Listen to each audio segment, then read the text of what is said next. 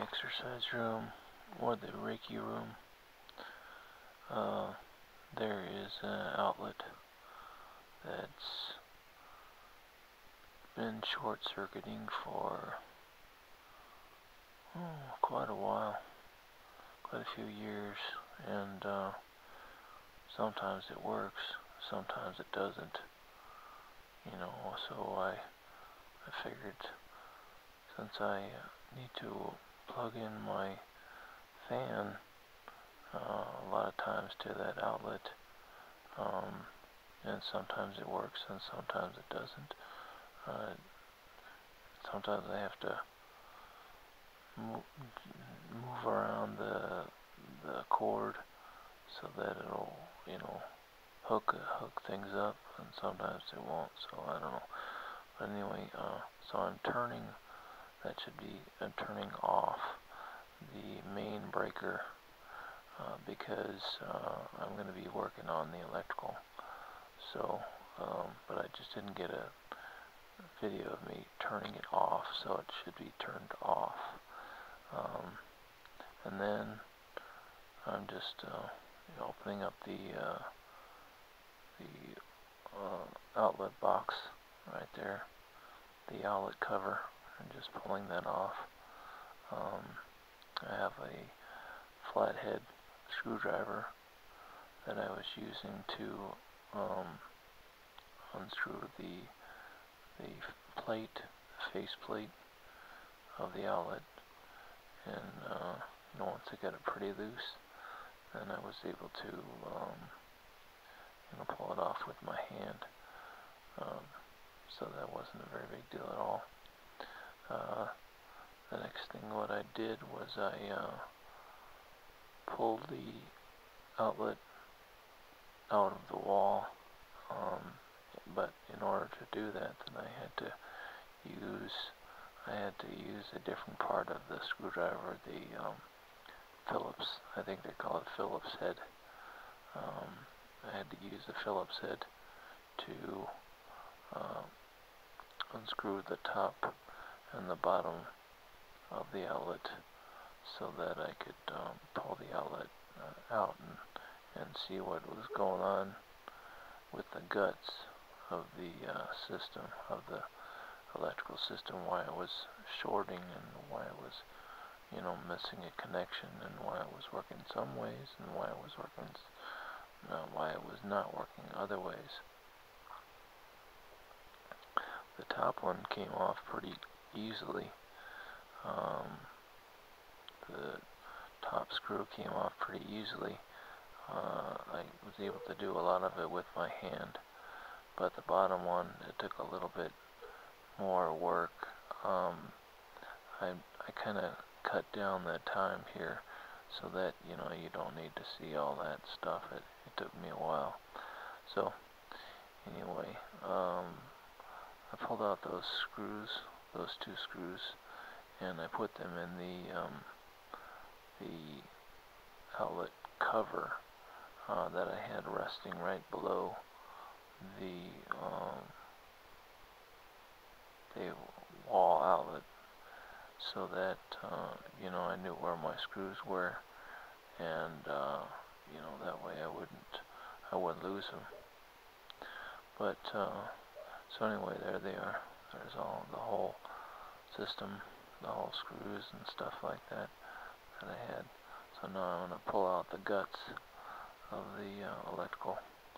And remember, I did turn off the electrical at the main breaker, so the whole system is shut off right now. So sometimes you get crazy wiring in your house, and sometimes even if you turn off the main breaker, then there'll still be stuff on. So you kind of got to be careful.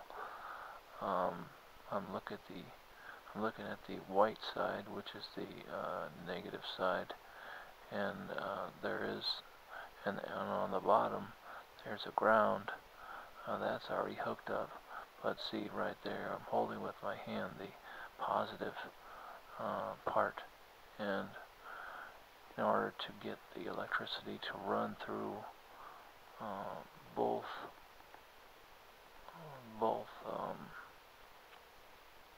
both the top and the bottom of the outlet, then I need to have the negative or the white wire on the bottom left, and then I need to complete the circuit by having the black or the hot wire, the positive wire on the top far right, and there was a little hole in the back of the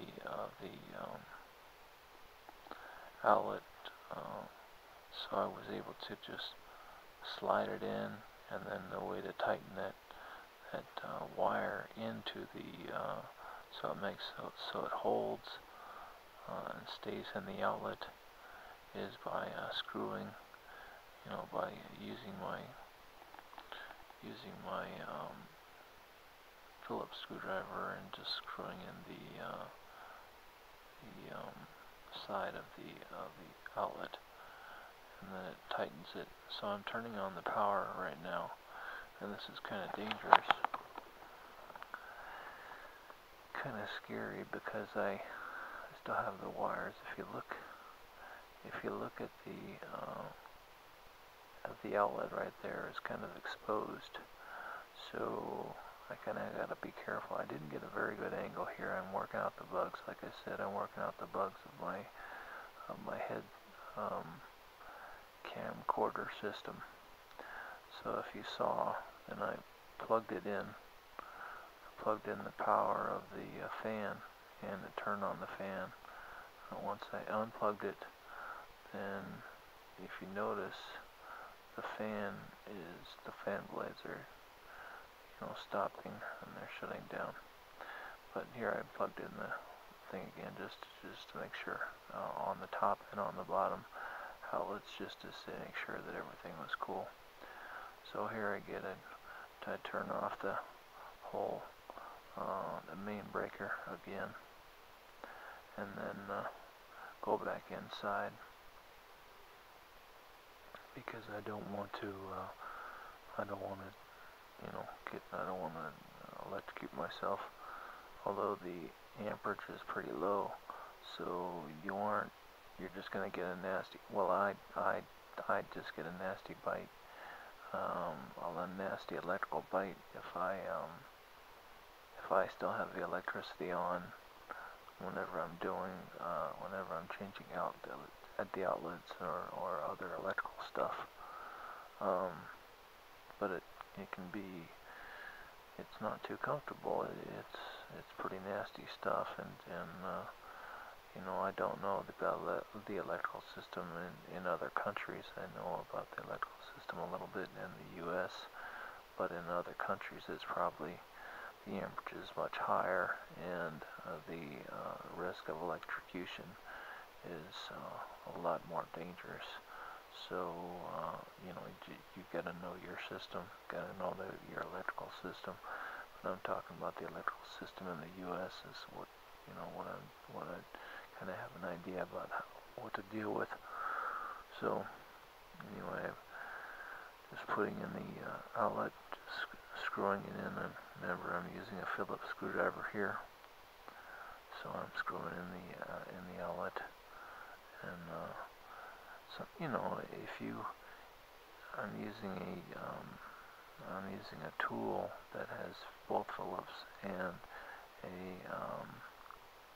a flathead screwdriver on it. It's kind of a little tool that my cousin gave me for Christmas.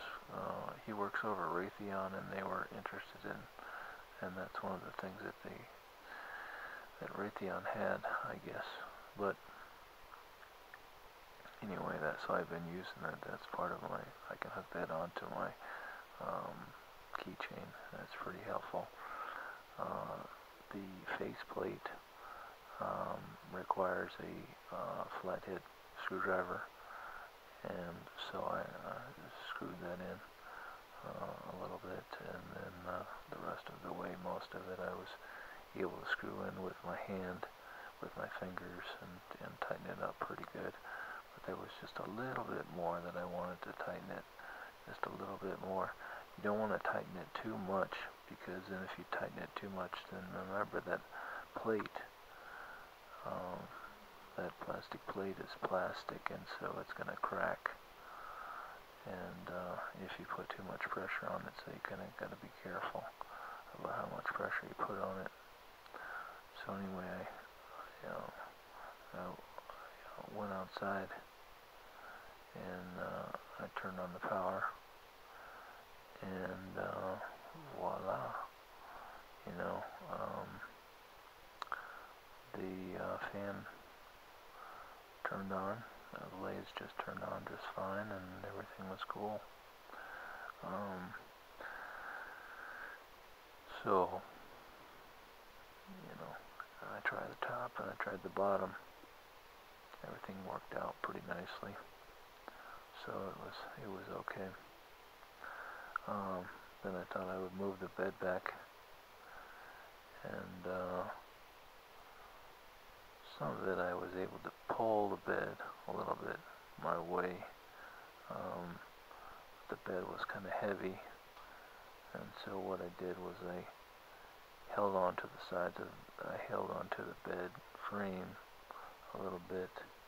I'm seeing it right now. I'm just going to see if I can push the bed a little bit further with my wheelchair or with my hands or something forward, but it was too heavy. It was too hard to do that.